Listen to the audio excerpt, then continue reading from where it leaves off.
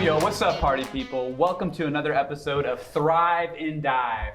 Thriving in life as we dive into deeper conversations. And I'm joined here with three more of my high school senior students. We've got Josh, we've got Bella, and we got Joseph. The fact that I have Josh and Joseph on the same group is actually pretty tragic because I get their names mixed up all the time. That was bad planning on my part, but it's okay. We're gonna have a great day today. So we're gonna dive into more conversations about worldviews. Worldviews, a quick recap, is how you view the world, how you interpret life's events, and then apply it to your life personally. Kind of good synonym for worldview is maybe religion. What religion you have, what worldview you have. Everybody has a worldview, whether you want to believe it or not. How you answer life big questions tells me what worldview you have. But before we jump into the nitty-gritty, deep theological content today, I just want to have a personal question for you guys, and I'm going to put you on the spot with this question like I always do.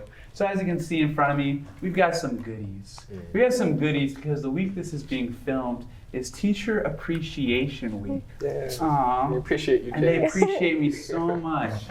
Look at all this. We got some Mike and Ike's. We got some peanut butter M&Ms, my favorite. Not sure what this is, but it says Super Teacher. Thank you, Katie. I think that was Katie's. Yeah, you know, I always thought teacher appreciation was a weird concept. I've been teaching for 4 years now because I'm literally getting gifts for doing my job that I get paid to do. It's kind of interesting. It's not like we have Mechanic Appreciation Week or Astronaut Appreciation Week. Not that I know of. Maybe I'm wrong. So it's interesting. But in all seriousness, I do appreciate your appreciation. With that being said, this is going to maybe sound a little narcissistic, so I apologize if it comes off this way. But I want you guys each to share for your opening icebreaker question what you appreciate about me. Oh, sounds the worst when I said it out loud. Give us some time to think about it. Yeah, give some time to think about it. Okay, well, how about I reciprocate it while you think? I'll share what I appreciate about you guys, and then you guys can piggyback off of that. Oh boy, what do I have to say now? Exactly. I feel like with Joseph and Josh, I just did this. I think we did a previous video. We did. We shared what we we're thankful about. Yeah, it was our Thanksgiving time. Yeah, so check out the Thanksgiving video to see the more in-depth version of my appreciation for Josh and Joseph. So I'll give the more simplified version. Josh, I appreciate your brain. That's it. He's going to save us in this episode today when I mess up because he's just as smart as me, if not smarter. But in all seriousness, I appreciate the wisdom that you give to class. Bella, I appreciate your tenacity to get me to switch over to a new gym. I go to Planet Fitness, Planet Fitness, and she's trying to give me something more local, extreme, luxurious, sophisticated gym called Vero Fitness here in Vero Beach, which I am very much praying and fasting about. But in all seriousness, I appreciate Bella's work ethic and her positive energy. She's been through a lot, especially with sports and injuries, but she still keeps a smile on her face all the time. It's awesome to see. And then Joseph Nettles, the man that's going to be coughing all day today because he just is recovering from sickness. Joseph, I appreciate majority of the time your humor. A majority of the time in appropriate places in appropriate settings. But yeah, this guy brings the class to life with his witty comments, his satire, and his just funny personality. Yeah, you should check out our senior trip videos to see some of his demonstrations of funniness and his bad Super Smash Bros. Skills. So yeah, anywho, I'm sorry to put you on the spot like that. But anyway, so what about you guys? What do you appreciate about me? 100% honesty, keep it 100. Yeah, so what I'm thankful about, James, is definitely the personalness, if that's a word, the not just being a teacher, but being like a friend to each of us as students, which makes it a lot easier to understand what's going on in the classroom, just because like it's not just something that we're listening to, but something that we're actively engaging with. He makes it personal to us and then talks to us about it, talks to us outside of class. So that's definitely what I'm thankful for. Well, thank you, Josh. Thank you. Awesome. Stella? Okay, I would say very easy to talk to. We can come to you with like all of our problems and you listen. Awesome. I really love our gym talks. Yes, the gym talk. Always. Even though you go to the nosebleed gym. We're getting there. It's a strike. Yeah, oh well. I can't win every battle. Awesome. And Joseph? since I've already gave an intense version, Yeah, I'll give my simplified version. Okay, there you go. I like it. I like your face, James. I like my face. Okay, there you go. I appreciate that. Amazing. Builds my self-esteem up. For like sure. crazy. For Yeah. sure. Awesome. Well, thank you guys. Well, Teacher Appreciation Week. I'll move these so you guys aren't drooling over these candy that you wish you could eat. Actually, you guys are welcome to eat it. I need to watch my weight anyway. All right, so we're jumping into our worldview, and the worldview we are jumping in today with the time we have is the worldview of postmodernism. Okay, this is one of the top 6 worldviews. Top 6 worldviews are Marxism, Christianity, Islam, New Spirituality, secularism, and postmodernism. Did I miss any? I think that's all of them. Yep. Yeah.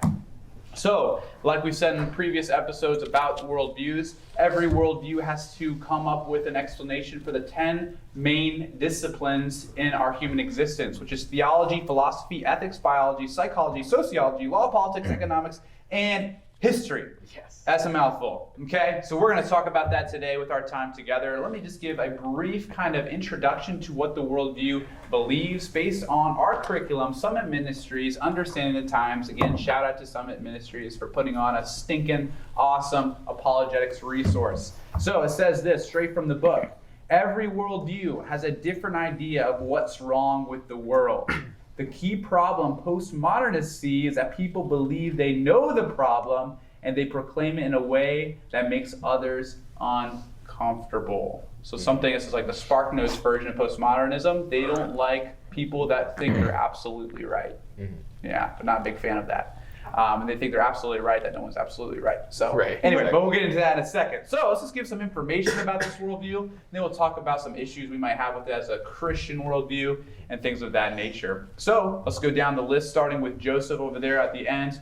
What do they believe concerning God and theology? Yeah, theological suspicion, which is basically just the distrust of any religions that value absolute truth. That being either Trinitarianism, which is what we believe in, or like a monotheism, which could be several other religions. Absolutely. So they're not full-on atheistic like the Marxists and the secularists. They're open to the idea of a God, but they're very skeptical by people claiming that we for sure know there is a God, like the God of the Bible or Allah from the Quran. They're very suspicious about that. Excellent, Joseph. And Bella, what do they believe about philosophy? What is true? I believe in anti-realism, which is like they believe that we can't reach like the full reality. We can't understand everything on it. Absolutely. So you're going to notice a common theme here, but they're very susceptible about anything that we could know with 100% guaranteed facts. So they don't believe we can know things with 100% certainty, which becomes problematic in my opinion. But yeah, let's keep on going. Josh, what do they believe about ethics, right and wrong? Ethics. So they basically believe that it is cultural relativism is the term. So basically what that means is that ethics is relative to culture. So they don't have any like set truth because they think truth is arrogant. But basically they're like, okay, whatever we can agree on as a society, that's what we're going to deem as right and wrong. That can change from age to age. Just whatever's the taboo thing for the time is wrong. Whatever's the go do this thing is right for the time. It just depends on what society thinks. Excellent. So would you say that their mode of ethics is objective or subjective? Completely subjective. Subjective. So it can change from culture to culture. It can even change what culture deems as appropriate in one century could be seen as inappropriate in another century, or vice versa. Something that was inappropriate a long time ago is now, it's appropriate now, which just seems so interesting to me. But anyway, we'll talk more about that in a second. I'm sure that'll be one of the big talking points. All right, back to you, Joseph, as you pop up the lung over there. You're doing great, my friend, doing great.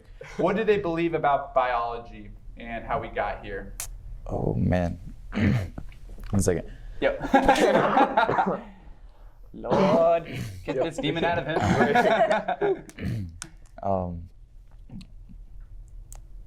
What is this one again? Biology. Okay. Man. You know, phone a friend? Yeah. No shame in that. Bella, do you remember what they believe about biology? Anti-essentialism. Anti-essentialism. And do you remember what that means? Possibly. Possibly? I feel that. Is they don't really believe, like, they don't understand where we came from, or they also don't really care, like, to know where we came from, Okay. just that we're here. Right, because a lot of people speak with such certainty of how the world came to be, even though no one was actually present to verify it. Yeah. So they're like, all right, we should be very skeptical about absolutes on how the world was created. Yeah. Would you agree with that, Josh? Or do you think Yeah. it's back off of that? Yeah, nothing really has essence or meaning, and so they don't know where we come from. We don't know like actually what's inside of us. We don't have any proof of anything. So like, I'm just skeptical of this. I don't know if this is real. I don't know where we came from. Like, we don't know. Yep. So again, that theme of skepticism that we see. And Josh, let's go ahead and talk about psychology. What do they believe about the mind and the psyche? This one's an interesting one. It's called decentered self. So whereas most of the other worldviews are like, we're either made up of like just physical or just the spiritual or sometimes both. Yep. This one's like, we don't really actually know where our consciousness is. I don't actually know if my body is real. I have no way of knowing because we're skeptical of everything. And so we're just like decentered self. We know we're conscious because we're thinking, but like we don't actually know where our consciousness is. If it's even inside of our bodies, we just don't know. Yeah, it's very interesting. It can get quite confusing, but their logic for explaining it actually kind of makes sense to a degree. Sure. Basically saying we can't really know anything for certain. All we can know is what we experience. So therefore, it's hard for me to know what you're experiencing, and we only know things based on previous experiences that we attach to the new experiences. It's just interesting. And very interesting. Anyway, all right, back to you, Joseph. What do they believe about sociology? Yeah, so they believe like that all of us have different attributes and that we can like our attributes are determined by ourselves in the way that we determine them. Mm-hmm. Basically that like our attributes are developed through us, by us, and yeah, that's pretty much. Yeah, so kind of you're like a self-made person based on what you, again, going back to that experience thing, you develop the persona that you want, the identity you want, which is fine. We as Christians believe that we have individuality, God's principle of individuality. God created Josh a certain way, Bella a certain way, me a certain way with our own individualized thing. But it can become problematic when the idea of what society should look like to Joseph is different than what I think it should look like. And then which one is right, what processes and systems should we use to, it's just, but we're just scratching the surface with this. There's all sorts of other things we can talk about this. So the official term for sociology that they believe it is social constructionism, is what Joseph described for us. All right, moving on. We're gonna fly through these next four because I really want to talk about the conflicts that we have with this worldview. We're running out of time this morning when we're filming it. So what do they believe about law, Bella? They believe in critical legal studies. All right, and what is critical legal studies? He's like, This is what I do not want. You can phone a friend if you need to. So they believe like we create our laws and all that, but they believe that since some of our laws are flawed, they just kind of blame that on humans. So they continuously change laws until they like will hopefully become right. Okay, yeah, I think you're going in the right direction. Anything to add to that, Josh? Sure, yeah. So, like you said, critical legal studies is this idea that like postmodernism thinks like we're flawed human beings, which we are, and so we tend to make flawed laws that benefit the people who make the laws. And so they're constantly in this state of like, okay, let's re-examine what the laws are because they're probably messed up and flawed. And that's probably what's causing our problems in society is that people think they know the truth, and so they make laws about the truth. And so we have to revise the laws because we don't actually know anything, but it's kind of problematic because they don't have a solution because they don't have truth. So it's just constantly revising and revising. Yeah. So it's just interesting. They try and diagnose the problem, Yeah. and they don't have a solution for There's it. no Yeah. solution. It's funny. I can't remember if they believe in the sinfulness of man because it sounds like they do. They believe that we're flawed. We have the potentiality to mess up, make bad decisions. So we may agree with that as Christians to postmodernists. Anyway, let's keep it moving here. Politics, Josh. What do they believe in terms of a good, solid political system? So there's kind of two words that are used here. It's political pessimism or liberalism. The pessimism part is basically, again, they think we're flawed human beings, therefore we're incapable of having a structured and like healthy political system. So they're always like, okay, there's no way that we can do anything right as a political system. And so what they do in response to that is they have liberalism, where basically they just try to free themselves of all the political structures we've had beforehand. But again, they have no solution. They just think that what we're doing is wrong and we need to break ourselves from that, but there's nowhere to go from there. Yeah, really. so they're very progressive. Even us as Christians, so there's a camp in Christianity called Progressive Christianity, which, dare I say, is orthodox or like follows the Bible, depending on what flavor progressive Christian you are. But progressive Christianity can look a lot like postmodernism. Like, we just need to be open to new ideas, forget what's been done for thousands of years by church fathers. Like, they obviously didn't know what they were talking about. Let's come up with a new system that makes sense now. It can become very tricky. Interesting. And then I'm just gonna knock on economics and history to move it along. So concerning economics, they believe in economic interventionism, which is similar to socialism in the sense that the government should have more of power in terms of how the economy works. And then history, they believe in historical revisionism, which believes that, maybe they might not admit it, but they're into revisionist history, right? Let's revise it to build a narrative that we want to communicate. And that's just, that's kind of a form of lying, in my opinion. When you revise things or only highlight certain truths, but dismiss other truths. And every religion's guilty of that. I know Christianity can even be guilty of revisionist history. Like, we don't want to talk about the Crusades or the violent parts of Christianity. No, we talk about all of it because all of it needs to be talked about. All right, so let's jump in to some problems that you personally have with postmodernism. Why Joseph, Bella, Josh, you'd be like, I'm not going to become a postmodernist because of this reason. So any order, anybody can start. Something that you see as a problem or inconsistent with this worldview. I think just the fact that they don't really believe like in anything. Like, Yeah. it's just all like skeptical. 100%. Yeah, the lack of certainty, because we as Christians have faith, but we put our faith in promises of God or facts that we know are true, right? We can have confidence and assurance in a lot of things that we know they're true. And we some things we take by faith, like we legit don't have a logical explanation for some miracles and things like that, but we can know things to be true. But for a postmodernist, you're constantly like second guessing yourself. Is this really true? Is this, should I believe this? Should I don't know. And it's like, okay, I'm all about critical thinking. I'm all about pushing back on concepts, but to not think, that's crazy. Yep, I feel that, Bella. Anything you want to add to that? Pretty much nailed it. Bella? Oh. Yeah. No, all good? Awesome. All right, sounds good. Joseph or Josh, what are some issues you have with postmodernism? Yeah, just the based on subjectiveness.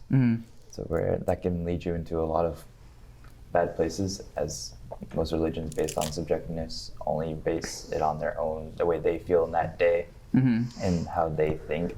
And obviously being flawed man that we are and relying only on ourselves can lead us to stumble a lot, and then to just not be based on objectiveness.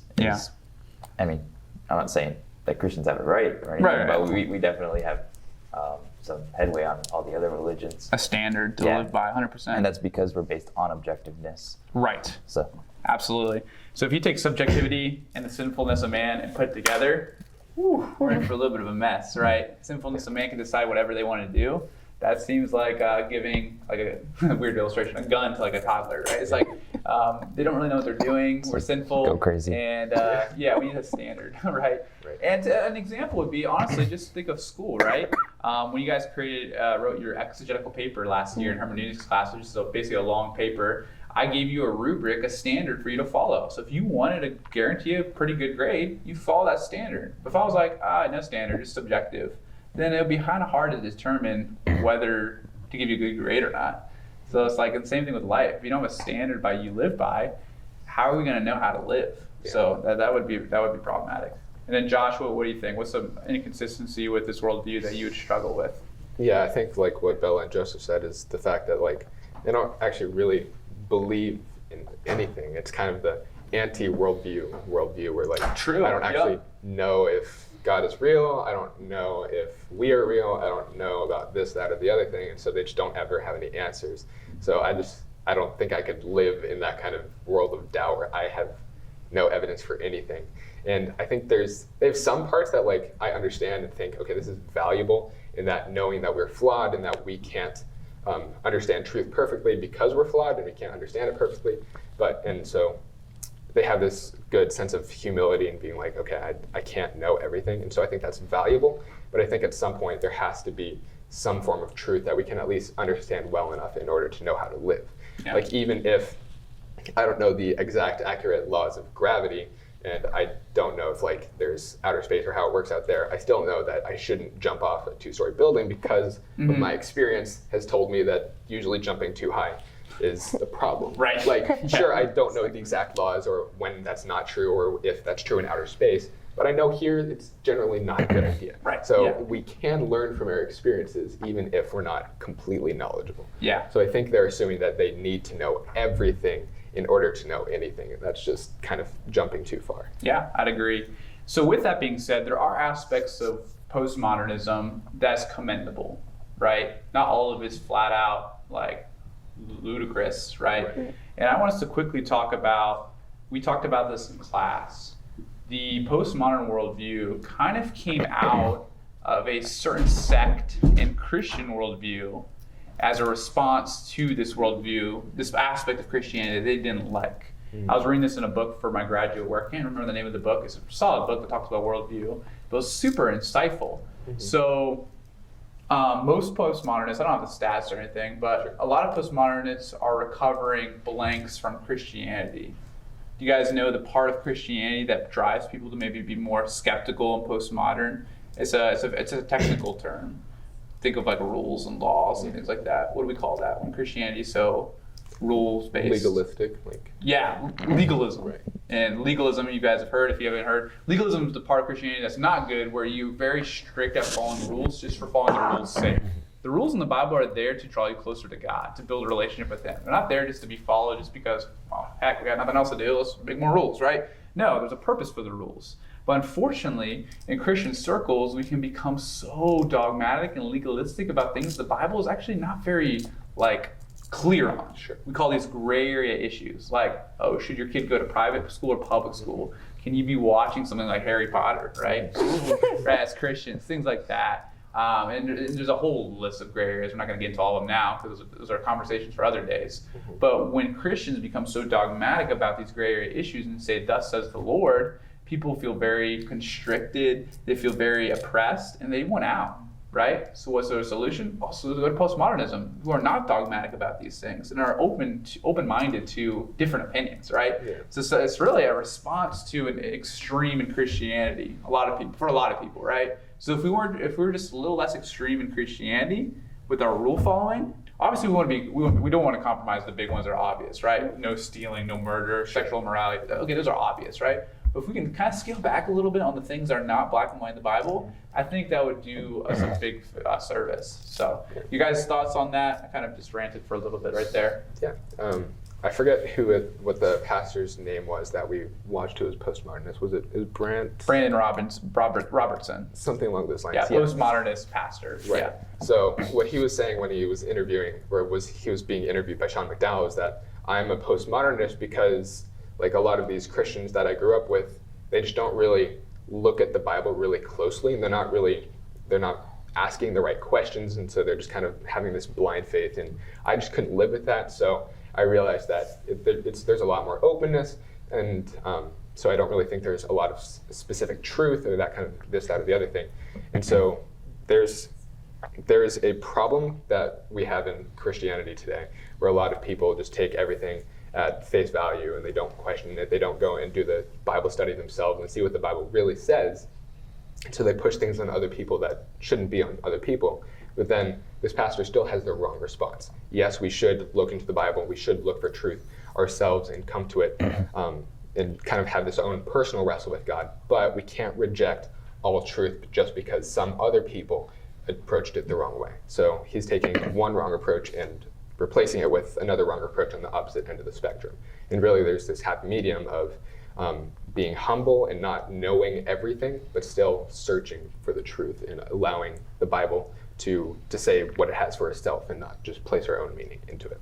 Yeah, so responding to one extreme with another extreme is not really helpful. No. As we see from Brandon, right? Absolutely.